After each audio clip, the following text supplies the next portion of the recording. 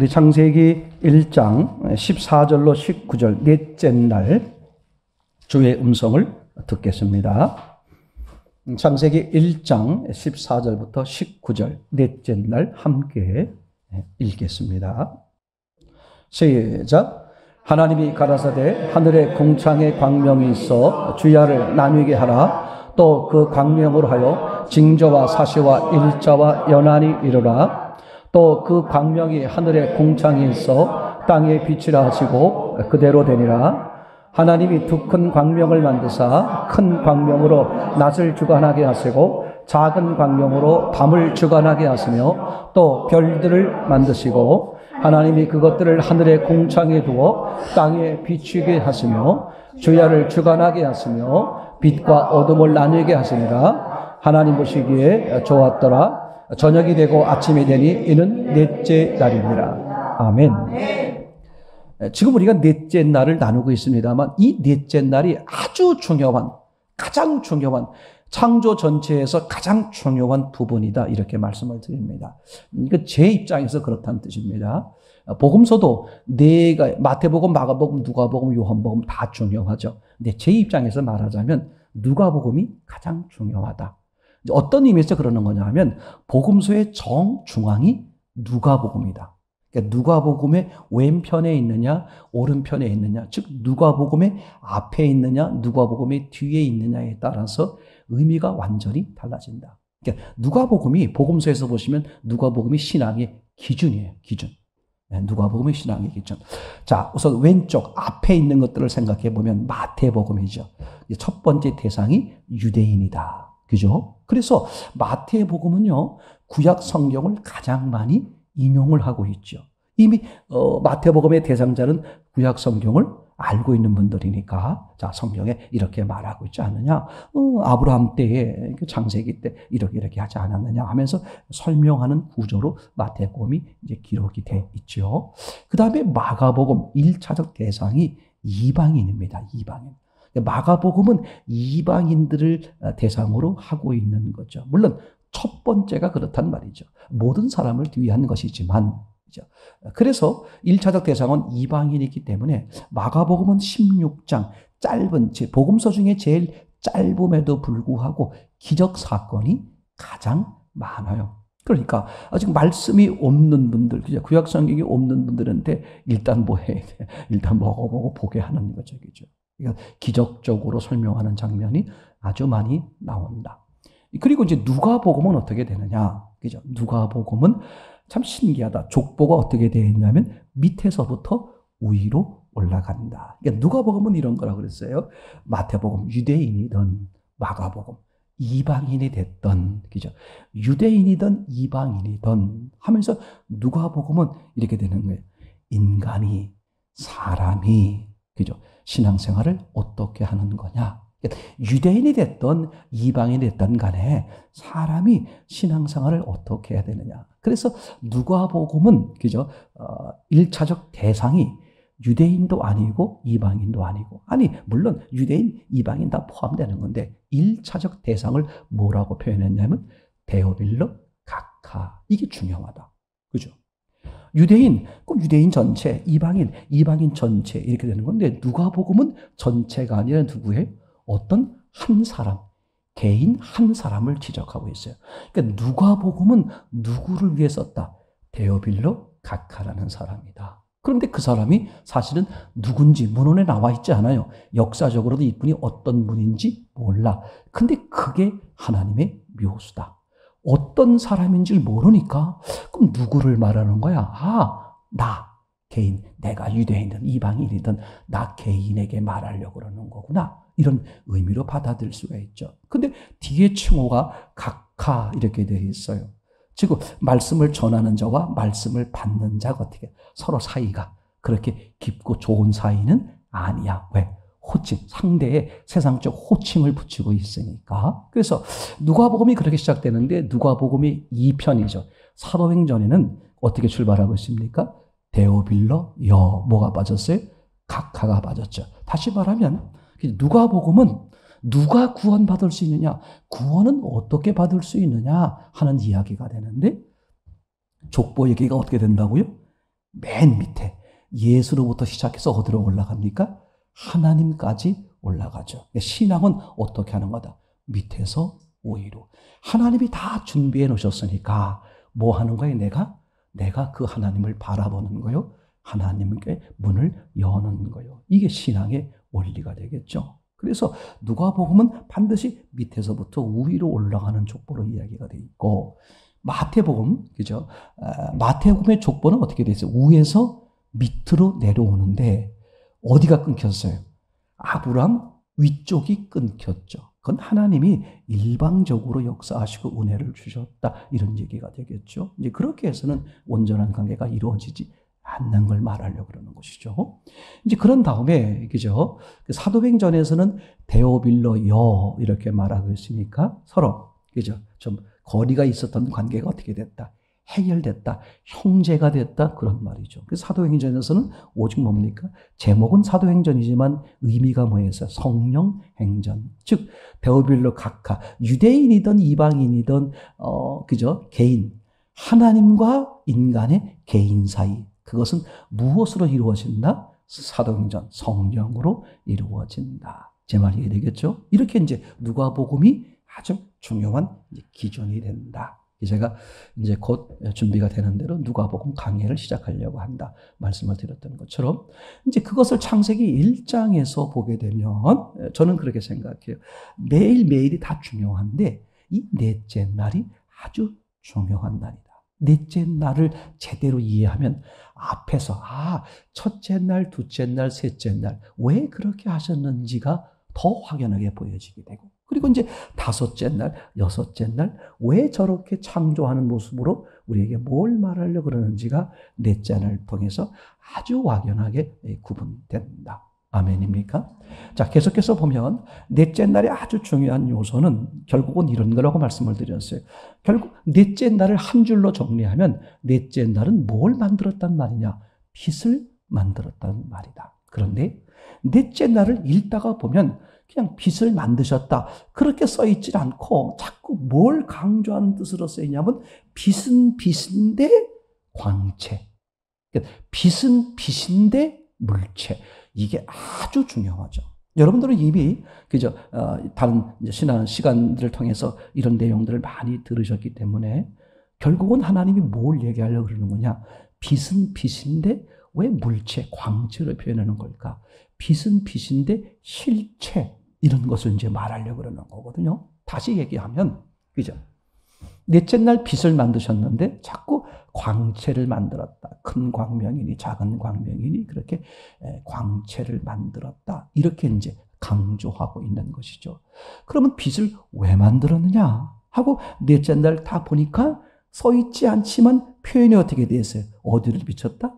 땅을 비췄다. 아멘입니까? 아주 중요하죠. 어떤 분이 이런 질문을 한 적이 있었어요. 아니, 목사님, 그 빛을 만든 건 좋은데 만든 목적이 뭐냐 이거죠. 그러니까 왜 만들었느냐? 그죠? 그런 건 안 써 있지 않느냐? 맞아요. 하나님이 직접 목적을 말씀하심으로써 목적을 알게 하는 방법도 있고, 또는 입으로는 말씀하시지 않았지만 그 만들어진 것이 어떻게 사용되는 걸 보고서는 어떻게 알 수 있어요? 이것 때문에 만드셨구나. 그렇게 알 수 있게 한 것도 있겠죠. 예를 들면 이런 겁니다. 공간. 하나님이 제일 처음 만든 게 공간, 우주죠. 우주를 왜 만들었을까? 땅을 위해서 만들었다. 땅을 왜 만들었을까? 결국은 사람을 위해서 만들었다. 아니, 목사님, 창세기 1장에 그런 게 어디 써 있습니까? 맞아요. 안 써 있어요. 그죠? 그런데 어떻게 알 수 있느냐? 요한계시록 20장 11절에 보면 육체를 가진 사람이 이제 없어지는 거예요. 마지막 심판을 통해서 없어지는데, 백보자 심판이죠. 육체를 가진 사람들이 사라지는 순간 뭐가 사라지더라? 땅이 사라지더라. 근데 땅이 사라지고 나니까 곧바로 뭐가 사라지더라? 공간, 우주가 사라지더라. 아니, 사라지란 말이 없는데 사라지는 거예요. 그걸 통해 우리는 뭘 아는 거죠? 이 땅은 사람들을 위해 만들었구나. 그러니까 사람이 없어지면 땅은 어떻게 돼? 목적을 상실하니까 저절로 사라지는구나. 그래서 이제 땅이 사라지고 나니까 공간, 우주가 사라져버리는 거예요. 사라지란 말도 안 했는데, 그럼 뭘 할 수 있는 거예요? 목적을 상실했구나. 그래서 결정적으로 아주 중요한 것. 그죠? 가장 중요한 게 뭐예요? 하나님 입장에서 사람을 만든 거잖아. 사람을 왜 만들었을까? 하나님을 섬기라고. 그게 사람의 목적인데, 만약에 사람이 하나님을 섬기고 하나님을 만나고 하나님과 동행하는 목적을 상실해버리면 어떻게 돼버리는 거예요? 써있지 않아도 그 사람은 하나님 앞에 버림받는 거죠. 그 버림받는 쓰레기통이 지옥이다. 그렇게 얘기되는 거잖아요. 이게요, 아무것도 아닌 것 같죠?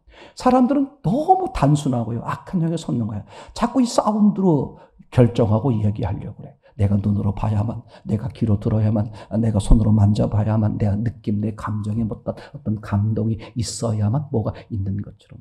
성경은요, 복음서에서는 아시지만, 이제 그걸 믿음적으로 얘기하면, 그건 100% 가짜 믿음, 구원받지 못하는 믿음이다. 분명하게 말씀하고 있는 거죠. 그죠? 회당장. 외형으로 볼 땐 뭐예요? 그죠? 회당장. 예배를 드리고 말씀을 나누는 거기에 뭐예요? 대장입니다. 그 대장인 회당장이 자기 아이가 죽어갈 때 예수님을 초대하는 것은 너무나 잘한 일이죠. 문제가 생길 때에 예수님 앞에 나오는 것은 너무 잘했는데, 예수 앞에 나왔는데 어떤 예수 앞에 나왔느냐가 중요해요. 제가 오래전부터 계속해서 말씀을 드렸습니다만, 처음엔 뭐가 중요했다? 교회를 다니느냐 안 다니냐를 구분했다.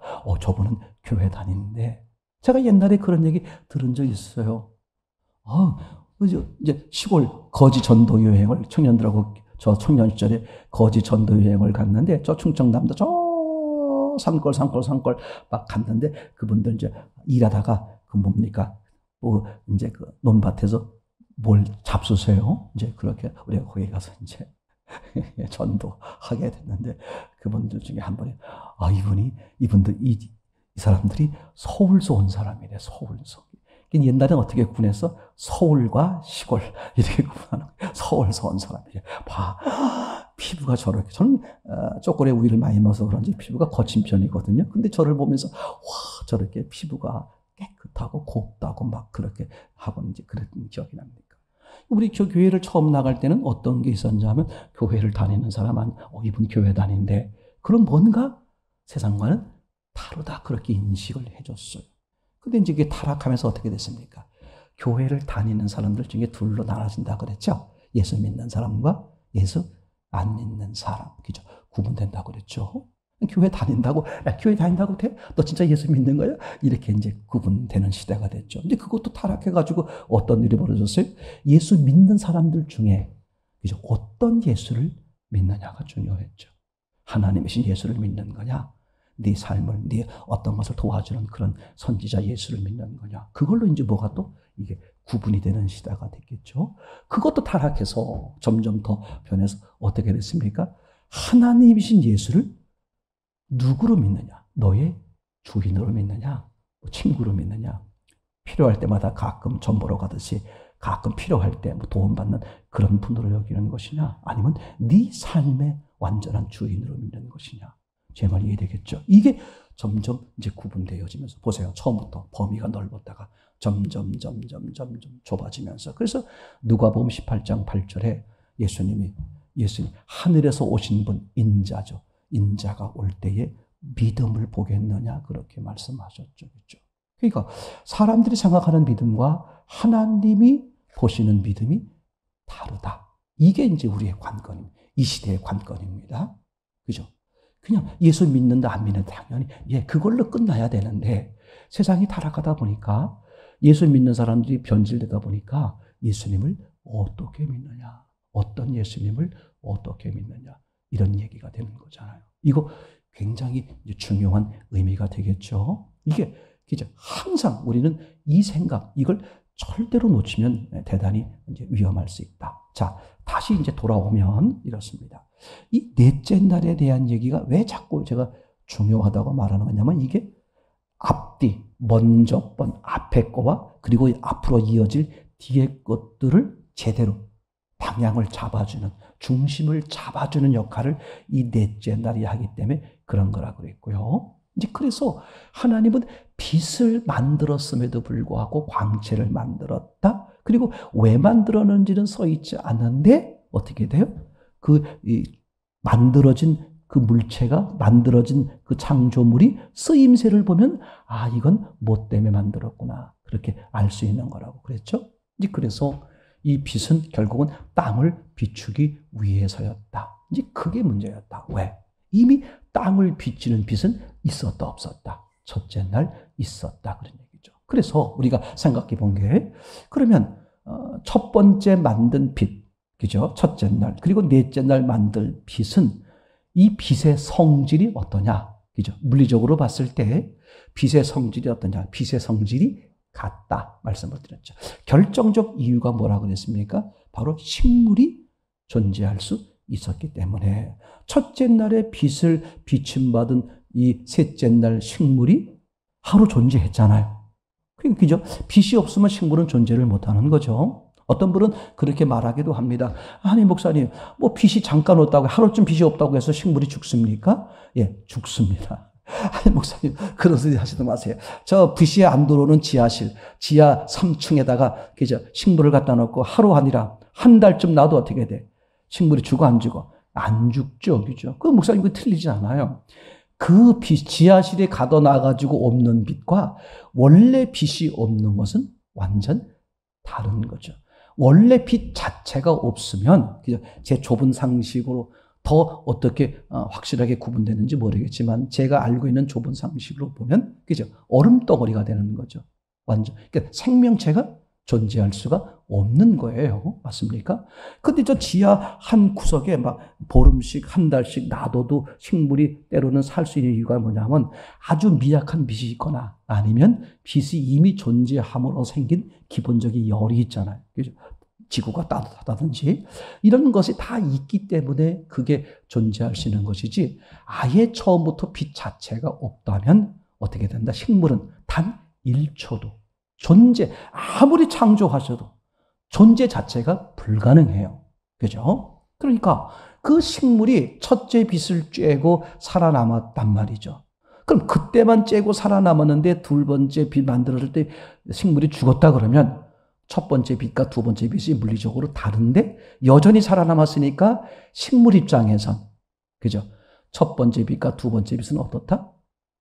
물리적 성격이 같다. 이렇게 봐야 되겠죠. 그런데 중요한 건 이제 그러면 더 의문이 드는 거야.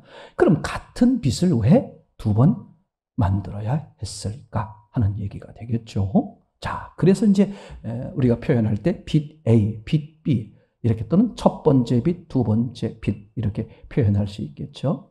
빛으로 땅을 비쳤단 말이죠. 그러면 이 빛의 성격은 같은 거라고 말씀을 드렸어요. 왜? 식물이 양쪽을 다 A, B, 빛 다 경험했는데 살아남았으니까 이것은 분명히 물리적으로 같은 빛이다. 이렇게 말할 수 있는 것이죠. 이건 왜 그렇게 하셨을까? 하나님은 물리적으로 모순되는 점이 있으면 반드시 뭐 때문이다? 영적 의미 때문이다. 아멘. 이거 항상 명심하셔야 되겠죠. 그래서 영적 의미가 뭘까? 결국은 하나님과 사람 간의 문제인데 그 땅의 흙으로 사람을 만들었으니까 그죠? 결국은 하나님의 관점에서는 땅을 뭘로 보는 거다? 사람으로 보는 것이고, 그죠? 그러면 그 땅을 비추는 빛은 하나님 입장에서 뭘로 봐야 된다? 하나님 자신으로 봐야 된다. 그러니까 하나님이 사람에게 오셨고 역사하셨음에도 불구하고, 그죠? 두 번째 빛, 즉 하나님이 다시 사람들에게 오시고 사람들에게 역사해야만 했을까? 이게 의문이다 이거죠. 그럼 우리가 순리적으로 보는 방법은 하나밖에 없어요. 첫 번째 빛으로 땅의 문제가 온전히 해결되지 않았기 때문에 두 번째 빛이 있어야만 했다. 이렇게 봐야만 그게 옳은 거겠죠. 그러면 첫 번째 빛이 비쳤을 때와 두 번째 빛이 비쳤을 때 땅의 상태가 같아야 돼? 달라야 돼? 뭔가 달라야 되겠죠. 만약에 그거 자체가 다 같으면 어떻게 돼요? 두 번 빛을 만들 필요가 없잖아요. 그래서 첫 번째 빛이 비쳤을 때 땅의 상태가 어땠냐면 빛이 비춰지는 것은 낮이 됐는데 빛이 비춰지지 않는 반대쪽은 여전히 뭐다? 원래대로 흑암이더라. 제 말 이해되겠죠? 그런데 두 번째 빛은 어떻게 됐느냐? 낮을 비추기도 하고 밤에도 비출 수 있는 큰 광명, 그냥 쉽게 말하면 해, 작은 광명, 쉽게 말하면 달이나 별들이겠죠. 그러니까 해는 큰 광명은 강하게 비추어서 낮을 만들고, 작은 광명은 희미하지만 약하게 비추어서 어디를, 밤을 해결해서 적어도 못 없다. 첫째 날 이미 땅이 가지고 있었던 흑암의 상태는 사라져버린 것이죠. 즉 두 번째 빛을 통해서 넷째 날은 빛이 어떻게 됐습니까? 밤이 어떻게 됐어요? 첫째 날의 그 밤과는 다른 거죠. 희미하지만 뭡니까? 빛이 있는 상태. 그러니까 같은 것은 식물이 살아남았다. 그렇기 때문에 같은 거다. 근데 다른 것이 있었다. 그죠? 첫째 날에는 그 빛 가지고 땅의 문제를 완전히 반밖에 해결하지 못한 거죠. 그러니까 하나님의 관점에선 반밖에 해결하지 못한 것은 뭐야? 아예 해결하지 못한 것. 그 전에 우리가 이렇게 도봉산에 가끔 갔습니다만 세파로 갈라진다고 그랬죠. 꼭 올라갈 때 반드시 세파로 갈라져. 3명이 가도 세파로 갈라져. 참 신기해. 아니, 그 교회 안에서 그거 하나 딱딱 못 맞춰. 좀 안 맞더라도 그냥 한쪽을 따라가면 좋은데 굳이 세파를 갈라가지고 하나는 무슨 파? 밑파. 우리는 그냥 밑에서 물가에서 도시락 까먹고 그냥 물 잠그고 있을 테니까 올라갔다 오시라고. 그런 파가 있고, 또는 이제 중간 파가 있어요. 중간쯤 가서 이 정도면 다 왔으니 우린 중간에 머물고 있을 테니까 마저 올라가시라고. 마저 이제 끝파가 있어요. 그분은 무조건 저 산에 왔으면 정상을 찍어야 된다. 이렇게 이제 얘기하는 거죠. 그러니까 정상 입장에서 보면 중간파는 밑파는 뭐예요? 올라온 거예요? 안 올라온 거예요? 안 올라온 거죠. 중간파는 안 그렇죠. 무슨 얘기야? 나는 밑에를 가리키면서 저 사람들보다는 오히려 김만희 권사님 줄이 주로 다 밑에 파신데 저분들보다는 낫다. 이렇게 생각할 수 있는. 사람의 관점으로는 그죠? 그런 거잖아요. 그죠? 태산이 높다 하되 하늘 아래 매이르다. 오르고 또 오르면 못 올리 높건만이 사람이 제하려고 왜만 높다 하더라. 그런 말도 있지만 한편으로는 뭐야? 또 이런 것도 있잖아요. 그죠? 가다가 중지하면 아니간만 못하리라. 그런 말이 있지만 또 다른 말로 말하면 이래 변질대가 나온 말이 오르다가 모르면 어떻게 중지하면 간 것만큼 나으리. 그래도 난 중간까지 왔지 않느냐. 그런 얘기가 되는데, 신앙의 관점에선 이런 거예요. 축구를 손흥민이가 아무리 패스를 잘하고 연결을 잘하고 이래도 결국 어떻게 돼야 돼? 골문 앞에 놓여야 되잖아요. 이게 신앙은 그겁니다.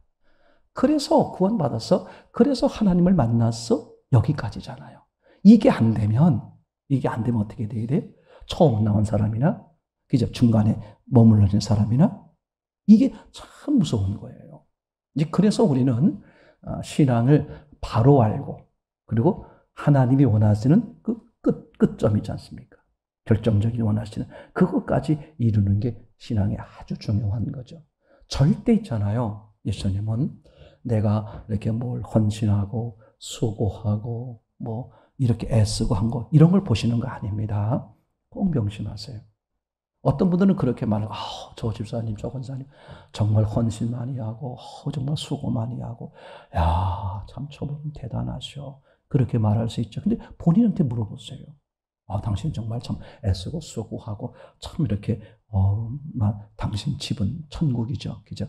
내가 잘은 모르지만 한 7층짜리 한 500평짜리에서 막 이렇게, 그죠? 천국이 500평이면 여러분 안 돼요. 청소 언제 할 거야? 아이고, 그냥 15평이 제일 좋아. 이제 그래서 생각해 보세요. 근데 그분한테 물어보면 뭐라고 하냐면, 난 내가 한 거 아무것도 없습니다. 주님은 그걸 원하세요. 뭐 한 게 있으면 누가 한 거야? 주님이 하신 거란 말이에요. 그죠? 주님은 절대 그걸 기억하는 게 아니에요. 주님이 하려고 할 때 네가 동의하고 순종하고, 그죠? 굴복했는지, 그것만 보는 거야. 그래서 우리가 말씀을 드린 것처럼 하나님이 사람들에게 사랑의 편지를 주셨어. 장서의 편지, 성경이죠. 근데 첫 단어를 뭘로 썼다? 태초에. 근데 하나님은 우리 사람들에게 뭘 강조하는 거다? 시간의 중요성을 강조하는 거죠. 그래서 무슨 시간? 하나님이 기억하는 역사 시간, 사람들이 기억하는 진공 시간. 그러니까 사람들은 뭘 했느냐, 얼마나 많이 이뤘느냐, 이걸로 자꾸 사람들은 평가하려고 그러는 거예요. 제 말 이해되겠죠? 이 텔레비나 뭐 이런 뉴스도 보세요. 뭐 사회적으로 지위가 있는 사람이 죽으면 누가 뭐 죽었다, 소천했다, 서거했다 막 이잖아요. 그죠? 어떤 뉴스를 봤는데, 그분이 아파트 사시는 분인데, 참, 난 그래서 일부러 난 좀 험악한 거면 처음에 딱 들려오면 아예 안 봐요, 저는. 아예 안 들으려고. 왜? 저도 모르게 그게 자꾸 이렇게 얘가 약해서 제 감정이 남기 때문에 안 보려고 그러는데, 언뜻 들으니까, 그죠?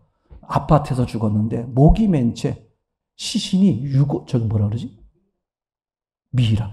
그런 거 보지 말라니까 자꾸 애도 보고 그래. 미이라가 될 정도면 도대체 거기서 죽은 지가 얼마나 됐다는 거야. 아파트에 사시는데. 이거 보세요. 그죠? 이게요. 똑같은 죽음인데, 그죠? 어떤 죽음은 아주 귀하게 여기고, 어떤 죽음은, 그죠? 그게 세상적 위치란 말이죠. 하나님은 어떤 걸 보는 거야? 하나님과 함께한 시간만 보는 거예요. 그죠?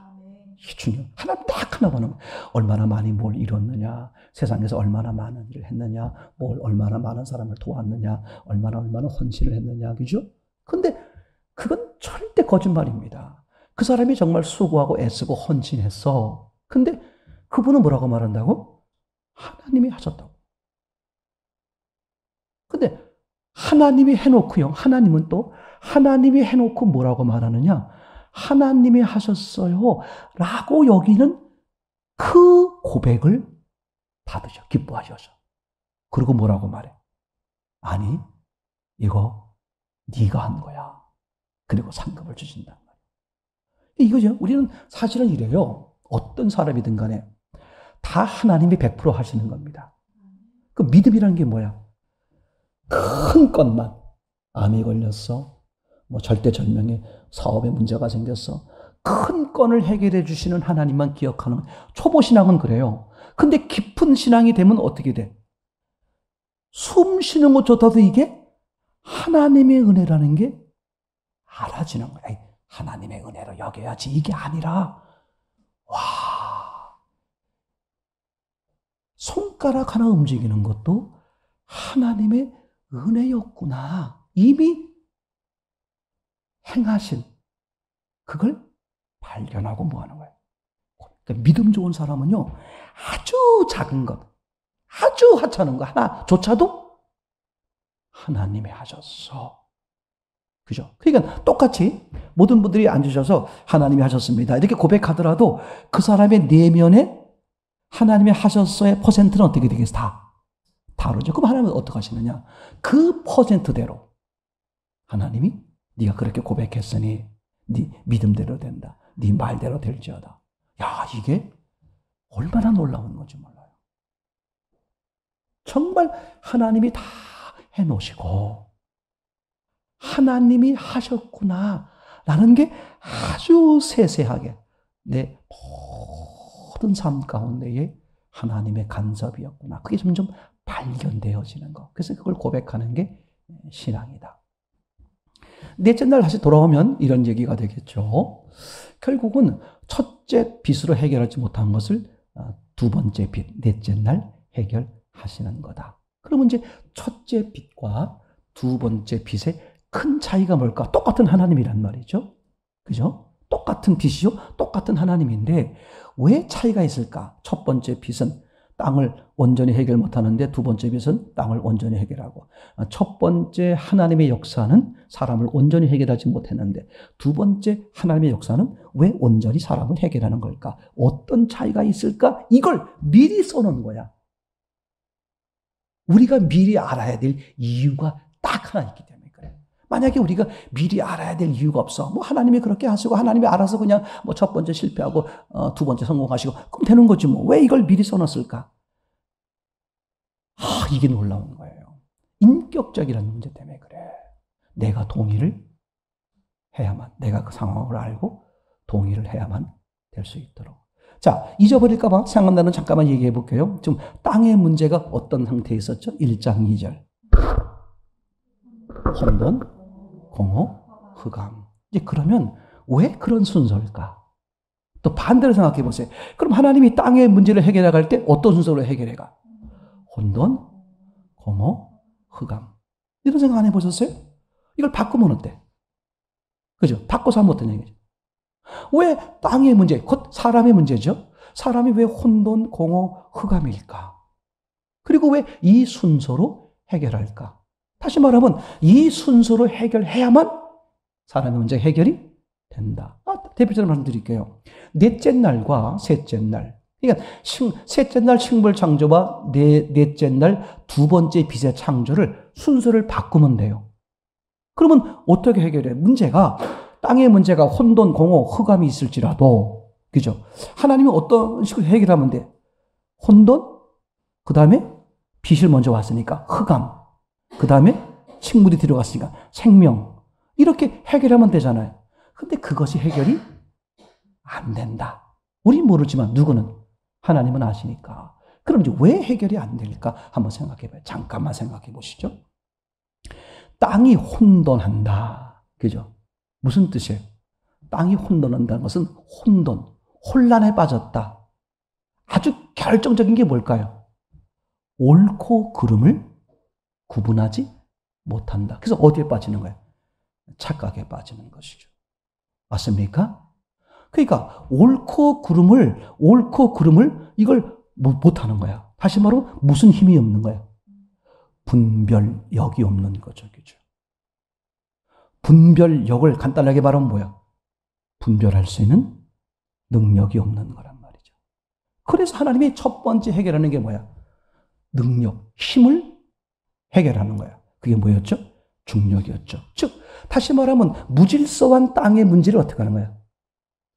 해결하는 능력, 해결하는 힘을 주는 거죠. 다시 말하면 우리에게 사람에게 뭘 주는 거야? 분별하는 힘을 주는 거죠.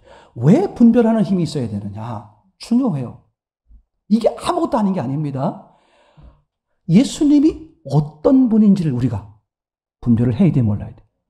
해야 돼. 그래야 그분을 받아들일 거 아니에요. 우리가 어떤 존재인지를 알아야 돼, 몰라야 돼?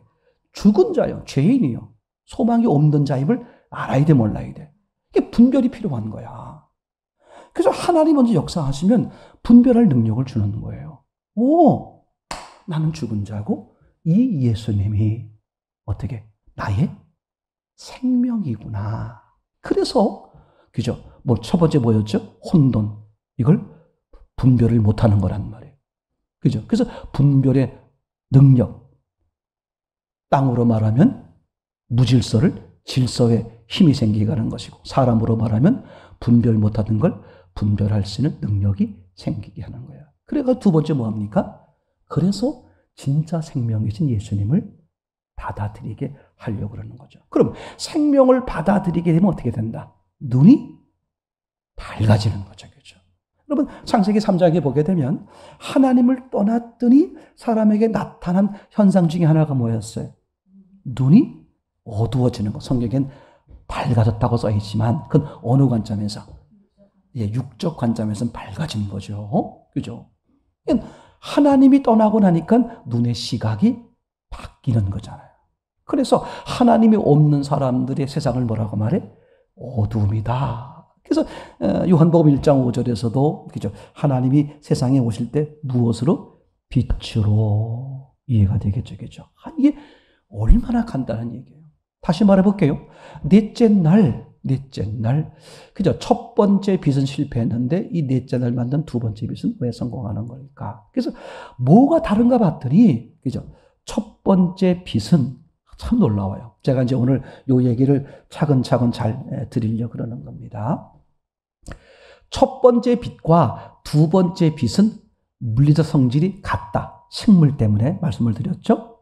자, 그러면 생각해보세요.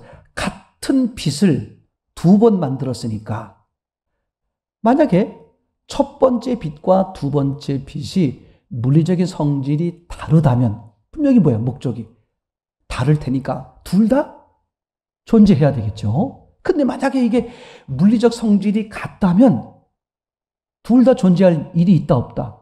없죠. 그래서 자연히 어떻게 봐야 돼? 첫 번째 빛은 두 번째 빛이 생길 때까지 임시로 있는 것이다. 그죠? 제가 얘기를 길게 하다 보면 이게 그래서 나중에 저런 거였구나. 잊어버릴까 봐 중간에 미리 말해버리면 이런 거예요. 하나님은 목적이 사람이니까 하나님이 사람들에게 첫 번째로 역사했는데 이게 뭔지 모르지만 실패를 했어.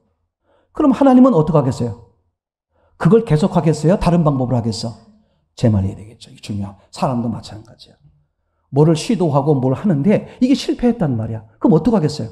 방법을 바꾸어 다른 방법으로. 그러니까 지금 이 첫 번째 빛은 두 번째 빛과 성질이 같은 거기 때문에 같은 성질인데 왜 두 번 만들었을까? 그러면 우리는 일단 어떻게 봐야 돼? 첫 번째 빛은 임시빛.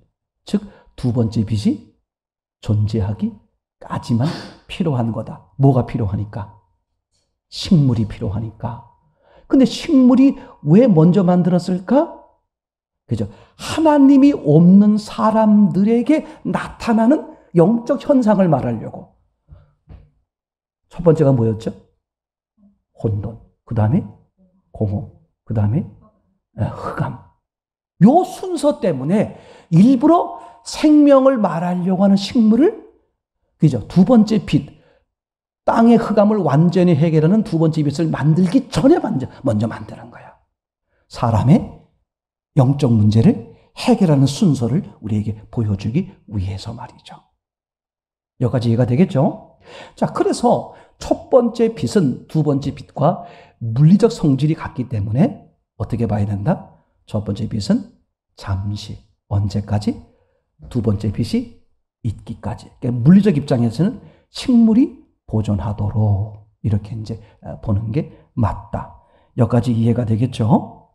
이건 아무것도 아닌 게 아닙니다. 자, 그러면 이제 우리 십계명 돌판 얘기를 또 잠깐만 해볼게요. 아주 너무 명쾌합니다. 그죠? 하나님이 첫 번째 돌판을, 그죠? 십계명을 써서 모세에게 주었습니다만 결국은 모세가 내려오다가 화가 나가지고 어떻게 돼요? 그죠? 돌판을 깨트려 버렸죠. 모세는 자기 감정에 의해서 견딜 수 없어서, 그죠? 남자들 조심해야 돼. 그죠? 부부싸움 할 때, 그죠? 여러분, 이제 부인들이 좀 한번 남편하고 붙을 때, 이제 부부싸움 하려고 준비하시면 일단 이렇게 하셔야 돼. 그 싸움 장소에 중요한 물건은 좀 치워 놓으셔야 돼. 남편들은 생각이 없어. 그냥 화가 나시면 어떻게 되냐? 눈에 보이는 것 갖다 막 던져. 이게 금방 산지 얼마 안 되는 쌤빙인데. 아니, 모세가 그저 얼마나 화가 났다고 해서, 아니, 그 귀하고 귀한 하나님이 주신 돌판을 그냥 던져. 그때 잠깐만 돌판을 내려놓고, 모세가 돌판을 내려놓고, 다른 뭐 짱돌을 줬든지, 뭐 다른 돌을 들어서 던지지 않고 그 돌판을, 그죠. 사람이 볼 때는 모세가 감정에 못 이겨서 그렇게 한 것으로 보이지만, 그것 하나님의 계획인 것이죠. 즉, 첫 번째 돌판을 깨트려 버리는 거예요. 너무 놀라워요. 그리고 이제 하나님이 두 번째 돌판을 다시 만들어준다. 그러면 첫 번째 돌판과 두 번째 돌판의 기록 내용은 어떠다? 같다, 다르다? 같아요. 근데 다른 점이 있다. 어떤 점이 다르다? 첫 번째 돌판은, 그죠? 돌도 글도 하나님이 쓰신 거야. 이 돌판의 내용이 뭡니까? 계명이에요. 율법. 하나님과 사람 사이에 계약이야, 계약. 그죠? 갑과 을이 계약이라 그럴까요? 이거 보세요. A와 B와 계약을 하면 반드시 사인을 어떻게 해야 돼? 양쪽에서 해야 되겠죠? 근데 지금 하나님은 어떻게 하신 거야? 이게 계약 문서에다가 하나님이 일방적으로 하신 거야. 제 말 이해되나요? 그죠? 하나님이 일방적으로 하신 거란 말이죠. 깨져버렸어. 그래서 하나님이 다시 모세에게 올라오라고 해서 돌판을 만들어주는데 조건이 붙죠. 34장, 출애굽기 34장 1절에 보면 이렇게 써 있어요.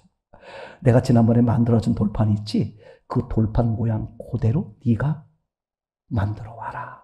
그래서 모세에게 어떻게? 돌판을 만들어 오게 해요. 그랬더니 하나님이 어떻게 거기다가 글씨를 써주는 거야. 그러면 사도 바울이 말한 얘기가 너무 놀랍잖아요. 그죠? 너희와 하나님 사이에, 그죠? 관계가 있었는데 그 관계가 너희가 깨뜨렸다는 거야. 예레미야서 31장 31절 이하의 말씀이었죠. 그죠? 왜 깨졌다? 남편과 아내였는데 너희가 간음했다는 거야. 남편을 버리고 새 신랑을 얻어서, 그죠? 그렇게 다른 신을 섬기는 그런 짓을 했다는 거예요. 그래서 하나님과 사람 사이의 관계가 깨져버렸다. 그래서 에레미야서에 뭐라고 말하고 있죠? 하나님이 이제는 다시는 깨지지 않게 하기 위해서 어떻게 하겠다? 너희 속에, 그죠? 무엇을? 말씀을 너희 속에. 그걸 사도 바울은 뭐라고 말하냐면 신비, 그죠? 마음 돌판에 말씀을 새기겠다. 그죠? 그걸 다른 말로 말하면 임마누엘이죠. 하나님이 안에 들어와 버리는 거야. 다시는 뭐하도록? 깨지지 못하도록. 그런데 하나님이 사람 속에 들어오려면 반드시 뭐가 있어야 된다? 사람의 동의. 이것 때문에 하나님이 지금, 그죠? 사도 바울의 이야기, 에레미야 이야기, 출애굽기의 이 돌판 이야기의 창세기, 지금 첫째, 두 번째 빛, 이걸 계속 미리 말씀하시는 거야. 왜 내가 이렇게 할 수밖에 없냐? 모순처럼 보이는데 하나님이 생각이 없으셔가지고, 아니 왜 빛을 두 번이나 만들어야 돼? 식물과 두 번째 빛의 순서만 바꾸면 빛을 한 번만 만들어도 되는데 왜 하나님이 두 번을 만들어야 될까? 즉 하나님이 모순 덩어리라는 그런 소리를 들어가면서까지 두 번째 빛과, 그죠? 식물의 창조 순서를 바꾸어서 빛이 두 번 필요하도록 일부러 그렇게 해서, 언제? 창세기 1장 성경을 처음 접하는 사람에게 그렇게 써놨단 말이야. 그러면 그걸 보고 사람들이 에이 이건 하나님이 전능하다면서 말도 안 돼, 가짜야 하고 성경을 팽개칠 것 같은 위험이 있음에도 불구하고 하나님이 왜 첫 장부터 이렇게 기록하고 있을까? 하나님이 그렇게 해야만 되는 그 애달픈 사연이 있는 거잖아요. 인격적이라는 관계 때문에 그러는 거잖아요. 그렇죠? 그래서 하나님이요, 지금 금방 말씀드린 것처럼 이 두 번째 돌판, 그것은 하나님 어떻게 하셨다? 네가 돌판은 네가 만들어 오고, 즉 돌판은 사람이 만들어 오고, 그죠? 그러니까 내가 네 돌판에 새길게. 근데 그건 돌판은 네가 준비해야 돼. 그러니까 신약으로 말하면 어떻게 되는 거야? 예수님, 제 마음판에 새겨주세요 하고 내가 마음의 문을 열어야 되잖아. 그래서 요한계시록 3장 20절, 내가 문 밖에 서서 문을 두드린다.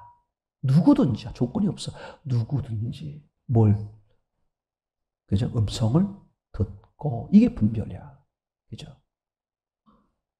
그죠? 이게 나를 살리는 생명의 음성이네. 그걸 듣고 내가 문을 열 때 그 생명이 내 안에 들어오겠다, 이 얘기잖아요. 맞습니까? 그래서 혼돈이 뭐야? 분별할 힘이 없는 게 혼돈이죠. 공허가 뭡니까? 생명이 있도록 되어 있는데 생명이 없는 거잖아요. 맞습니까? 흑암이 뭐야? 빛 자체가 아예 없는 거잖아요. 그러니까 그 순서에 의해서, 그죠?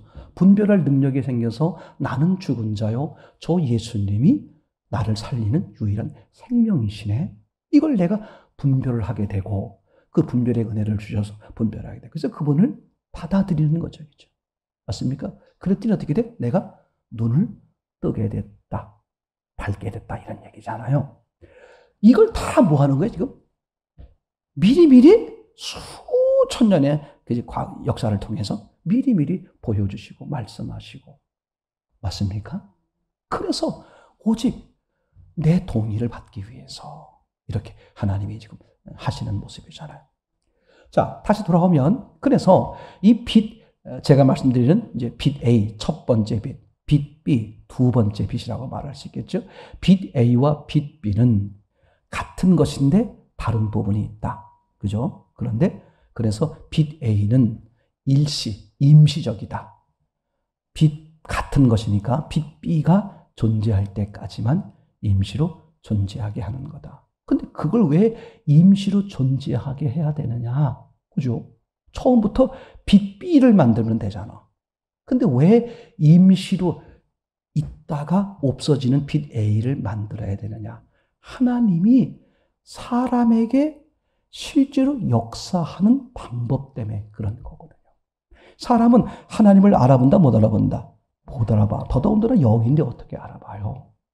그래서 하나님이 그죠? 일방적으로 사람에게 대시하는 거야. 사람을 찾아오시고 사람에게 역사하는 거겠죠. 그래서 사람들로 하여금 하나님을 인식하게 만드는 거예요. 제 말이 되겠죠. 근데 그 방법으로는 그죠?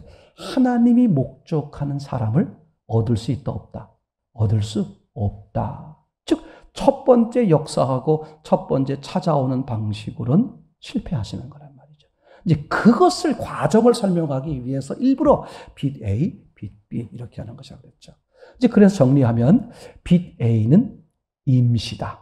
빛 B가 만들어질 때까지다. 제 말 이해되겠죠? 두 번째는 뭘 생각해 봐야 되냐면 그럼 빛 A는 어디서 비쳤고 빛 B는 어디서 비쳤느냐. 이게 아주 또 중요합니다. 첫 번째 알아본 게 뭐냐 하면 빛 A는 임시다. 일시적이다. 그죠? 언제 뭐 때까지? 빛 B 때까지. 그럼 빛 B 때, 아니 목사님은 뭐 그때 살아봤어요? 아니 그때 살지도 않았는데 뭐 아는처럼 그렇게 막 자신 있게 말하세요. 그죠? 성경을 통해서 보는 것뿐이야. 하나님이 같은 걸 두 개 만들 필요가 없잖아요. 그죠? 뭔가? 그죠? 다른 점이 있기 때문에 그런 것이고 또 같은 것이라면 어떻게 돼야 돼? 아, 이건 이 빛 A는 빛 B가 있을 때까지만 필요한 거였구나. 그럼에도 왜 이게 필요했을까? 아, 일시적이요 임시적인 것이 하나님과 사람 관계에 반드시 필요했기 때문에 하나님이 그렇게 하시는 거구나. 그렇게밖에 써 있는 대로 보면 그렇게 되는 거잖아요. 더 이해하기 위해서 두 번째, 빛 A와 빛 B의 이제 비치는 장소를 말해보는 게 어디서 비쳤을까 하는 이야기가 되겠죠. 우선 빛 B를 보면 빛 B는 어떻게 되어 있습니까? 발광체가 있잖아요. 그죠? 발광체가 어디 있었죠? 우주 안에 있었어요. 그죠? 맞습니까? 자, 그러면 빛 A는 그죠? 어디서 비쳤을까 생각해 보는 거겠죠. 근데 빛 A가 만들어질 때 1장 3절 빛 A가 만들어질 때 이 창조 세계에 그죠? 존재하는 물체는 뭐밖에 없었어요? 땅밖에 없었어요. 그죠? 공간이라는 우주와 그리고 물리적 입장에선 땅밖에 없는 거죠. 근데 땅을 비추기 위해서 빛이 만들어진 거니까 땅 자체가 빛은 아니겠죠. 그죠? 그럼 분명히 빛이 비치는 거야. 그럼 빛이 비쳤는데 빛이 어딘가로부터 땅에 비쳤죠. 그죠? 어딘가로부터 한 곳에 땅을 비친 거야.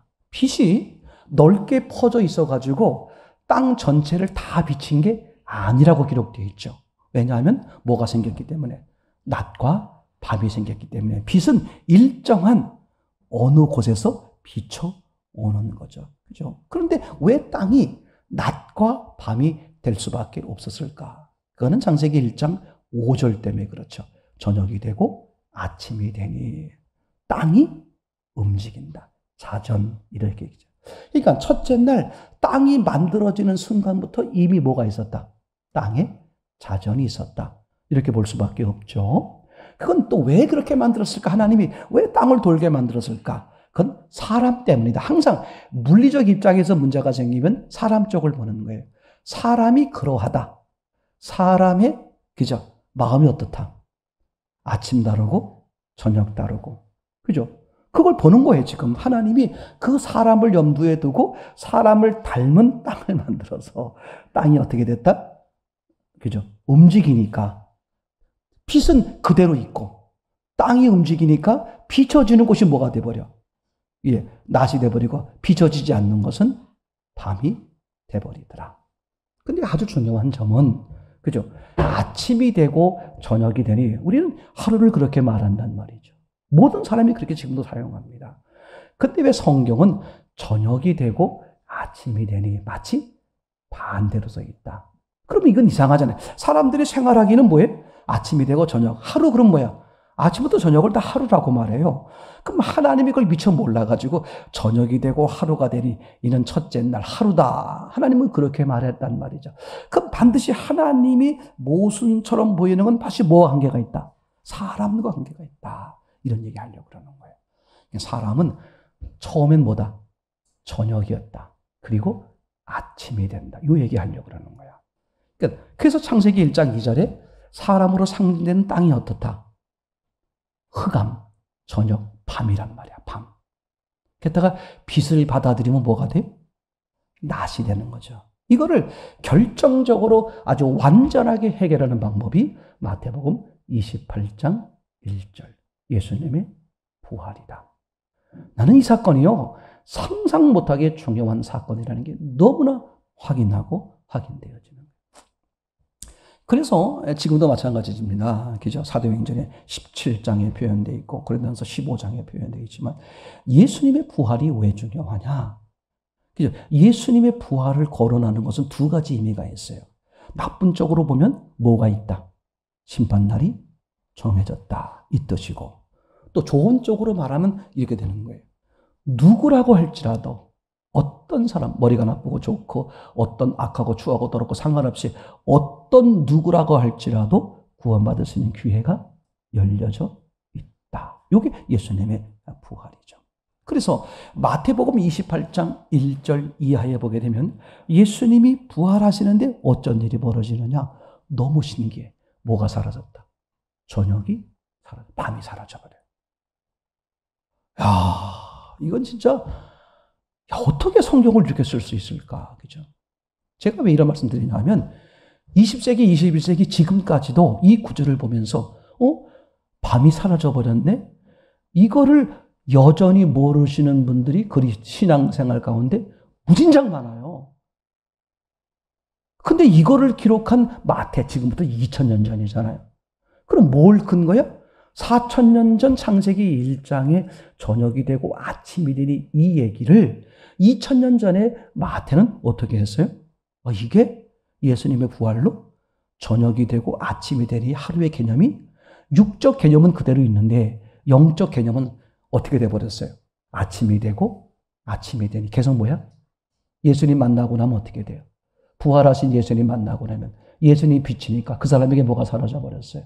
어둠이 사라져버리는 거야. 그러면 예수님이 안에 들어오심으로써 어둠이 완전히 사라진다. 사람이 조속으로 변한다. 땅이 자전 변하잖아요. 그죠? 빛을 피해서 돌아서면 어둠이 돼버리는 거야. 그런데 왜 이 두 번째 빛을 맞이한 다음부터는 밤은 완전히 사라진다? 왜 그럴까? 이게 바로 빛 대신은 광채, 물체를 우주에 주기 때문에, 즉 사람에게 주는 거란 말이죠. 크게 광명체, 빛인데 눈에 보이지 않는 빛인데 실체, 그분이 예수님이죠.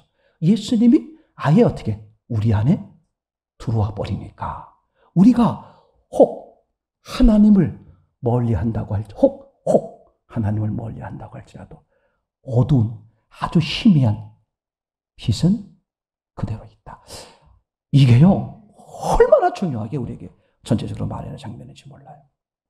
그래서 마태복음 28장 1절 이하에 보게 되면 안식일이 다하여 가고 끝나지 않은 거야.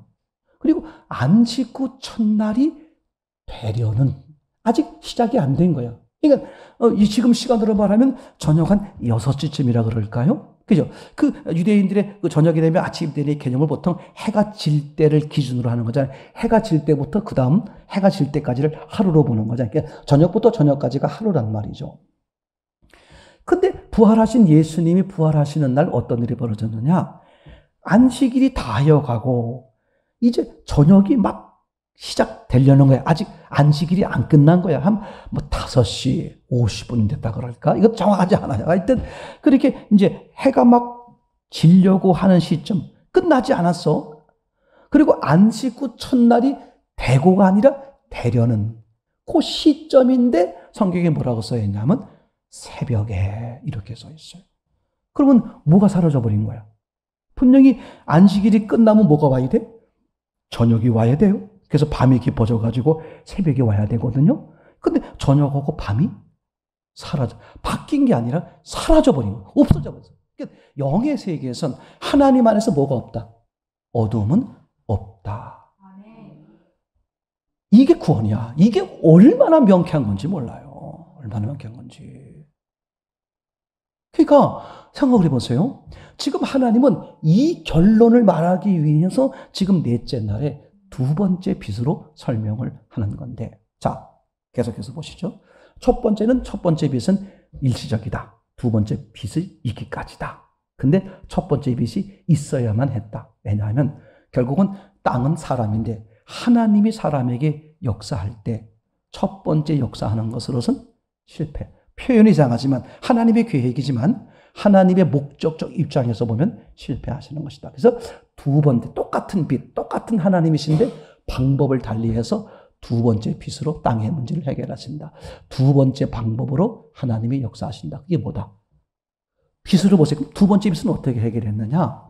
첫 번째 빛은 그래서 어디서 비셨느냐? 두 번째 빛은 분명히 큰 광명, 작은 광명, 즉 그 하나님이 창조한 어디?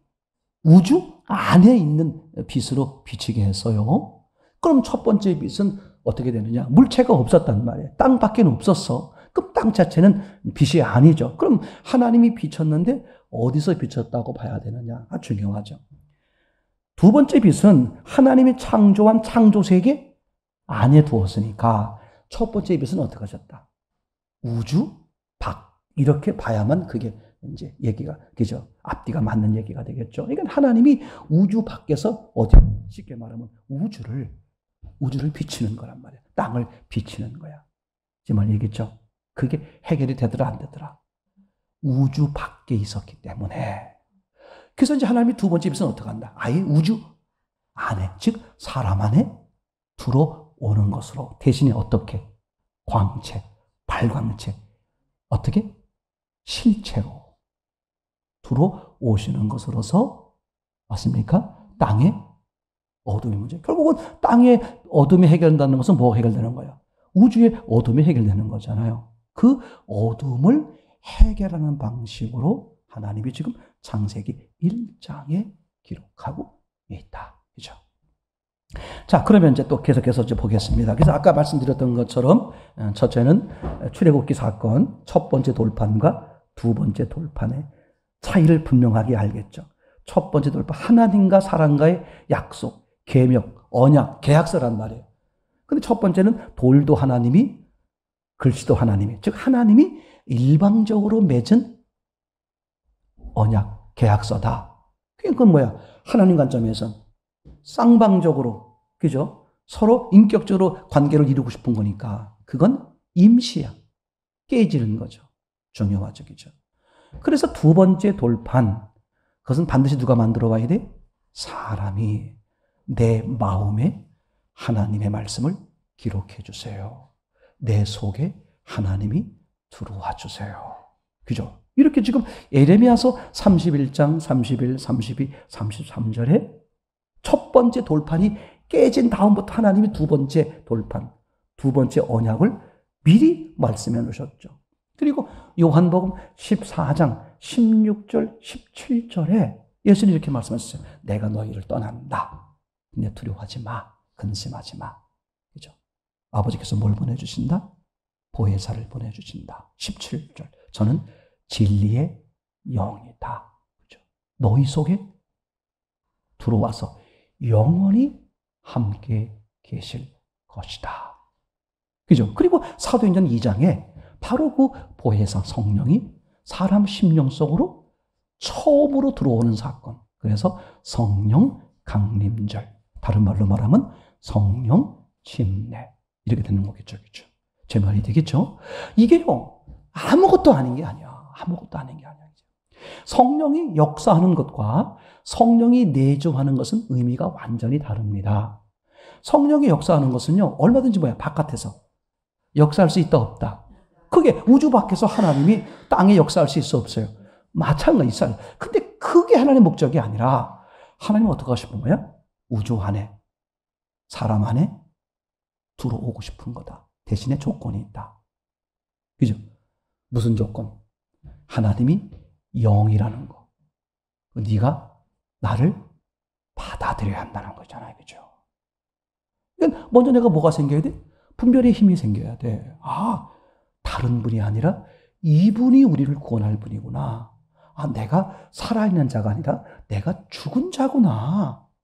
분별하는 이게 능력이 생겨야 되잖아요. 그래서 저분, 저 예수를 나의 주인으로 받아들여야지 하고 생명을 받아들였더니 어떻게 된다? 눈을 뜨게 된다. 이 얘기 되겠죠? 어둠은 사라지고 이게 부활하신 예수님을 나를 내 주인으로 받아들였을 때 나는 다시는 이제 어디게 어둠에 거하지 않는 어둠의 자식이 아니라 하나님의 자녀가 되는 거잖아요. 명백해지죠? 이제 하나만 더 얘기하면 이제 그러면 이제 이것을 우리에게 실제로 보여주는 게 뭐냐 하면 성찬식이에요. 성찬식. 그죠? 성찬식이 뭐야? 떡을 떼어주며 가라사대. 그죠? 받아 먹으라. 뭐라고? 내 몸이다. 이렇게 말하죠. 그죠? 그러니까 이 중요한 거야. 예수님은 요거 하나 때문에 그러는 거예요. 하나님은 요거 하나 때문에. 인격적으로, 그죠? 관계하고 싶은 거야. 맞습니까? 그러니까 처음엔 어떤 시도를 한 거야? 에레미야서의 말이 하면 남편과 아내로서 했는데 어떻게? 깨졌다 안 깨졌다. 깨져버려. 그래서 다시는 깨지지 못하도록 어떻게? 네 속에 들어오시겠다. 다만 뭐가 필요해? 너의 동의가 필요하다. 와, 이걸 잠깐만 생각해봐요. 아니 창세기 1장에다가 왜 이걸 기록해놓냐고. 나도 이제 예수 믿어봐야지. 성경에 뭐라고 썼나. 저 사람들이 말하는 게 진짜인가 가짜인가 좀 봐야 되겠다. 하고 그걸 창세기를 이제 성경 처음 창세기 1장을 딱 폈는데 도저히 믿을래야. 믿을 수 없게 써있단 말이야. 하나님이 정말 생각이 없으셔. 저 마태복음 저 중간쯤에 이런 걸 기록하면 이미 믿음이 생긴 다음에 이제 뭐 하나님이 그럴 수도 있지 뭐 넘어갈 수 있는데 첫 장부터 이렇게 해놓으면 아유 가짜구만. 안 믿어. 그것까지 아시면서 왜 하나님이 이렇게 하셨을까? 하나님의 일관된 계획 때문에 그래. 일관된 말씀. 내가 원하는 게 뭐냐? 바로 이 얘기다. 그죠? 그래서 저는 빛 A나 빛 B로 모든 걸 다 설명해 주는 거예요. 성경 전체가 설명이 돼요. 그죠? 하나님이 일방적으로 처음에 뭐 어떻게 상대가 나를 모르니까 하나님 어떻게 할 수밖에 없어? 일방적으로 할 수밖에 없잖아. 그런데 그게 진짜 관계가 아니라 네가 나를 알게 되고 너에게 내가 유일하게 필요한 존재인 것을 알게 되어 나를 받아들일 때 온전한 관계가 이루어지는 거잖아요. 그러면 이제 결론적으로 다음 주에 보겠습니다만 성경 전체가 이 구조로 써 있단 말이야. 빛 A, 빛 B. 그래서 하나님이 왜 신약과 구약을 나눴을까? 그죠? 구약이 실패하고 신약이 성공하는 거예요. 참 신기하게 되어 있는 거죠. 그리고 이제 성경 많은 사건들 보면 이래요. 아브라함에겐 두 자녀가 있잖아요. 그죠? 이스마엘과 이삭. 근데 이스마엘은 첫째 실패야. 이삭 두 번째가 그죠? 이삭의 두 아들 에서와 야곱. 첫 번째 에서는 실패 쪽이야. 두 번째 야곱은 성공 쪽이야. 제 말입니까? 그리고 또 그죠? 아론과 모세. 아론은 우상을 만들고 모세를 통해서 그 하나님의 뜻을 이뤄가기도 하고. 그러니까 성경에 보면요, 이게 가족이 형제가 둘이 나온다. 그러면 100% 뭐야? 첫째가 아니고 두 번째를 통해서 하나님이 이뤄가시는 거야. 물론 첫 번째가 뭐 구원이 아니다. 단순히 그렇게 말할 수는 없어요. 그러나 중요한 건 성경은 성경 전체 원리. 하나님의 첫 번째 일방적 시도는 실패하고 인격적 이 관계가 성공한다. 그걸 계속해서 일관되게 말하려고 하는 거죠. 마지막 하나만 더 보면 이렇습니다. 성경을 보게 되면 이제 성경은 다 지금까지는 그 실제 처음에 기록된 성경이 아니라 다 뭡니까? 다 이렇게 이제 번역되거나 아니면 뭡니까? 이렇게 이제 없어져 가지고 필사해서 남겨온 것들이잖아요. 근데 성경에 어떤 부분이 있냐 하면 한번 성경을 좀 하나만 좀 찾아보고 정리를 했으면 좋겠습니다. 마태복음 21장인데 마태복음 21장 28절